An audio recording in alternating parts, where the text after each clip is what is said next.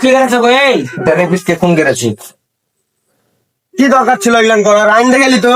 Sir 5 minute. না না, sir sir 5 minute. যা। কোন আইনের কথা বলছিস বে?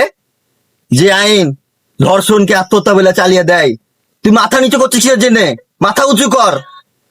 তোর মা বোনের সাথে যদি এগুলা হইতো তুই কি করতি? সেটা জামা পিনলে এগুলা তো হবে। ছোট কাপড় ছোট চিন্তা ভাবনা। আজ পর্যন্ত 99% ধর্ষণ ছোট কাপড়ের লেগা হয়নি। তোর মা বোনের সাথে যদি এগুলা হইতো, ওই কারো মা বোন ছিল। রাত 10টা 11টা পর্যন্ত বাইরে থাকলে তুইগুলো হবে? রাত 10টা 11টা? তুই আর তোর বন্ধুরা কোনোদিন রাত 10টা 11টার আগে বাড়ি ঢুকেছিস? না। তাহলে মেয়েরা কিভাবে সেফ থাকবে? মেয়ে ছেলেরা যখন খালি উল্টা পাল্টা কাজ করে বার হবে তাহলে এগুলো হবেই। কিছু কিছু মেয়ে নিজের যৌবনকালেই দেখতে পায়নি, শিশুকালে ওদের জীবন ধ্বংস করে দিয়েছে। শিশুকালে এগুলো হবে কিসের জন্য? আইন কি করছে?